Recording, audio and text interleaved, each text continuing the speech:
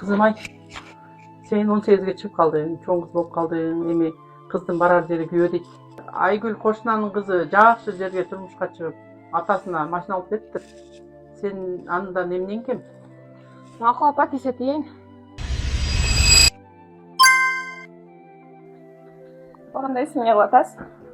Отурам кызым. Не болду? Бир нерсе айтайын дедим эле да. Айт, Турмушка чыгайын деп атам, кандай карайсыз?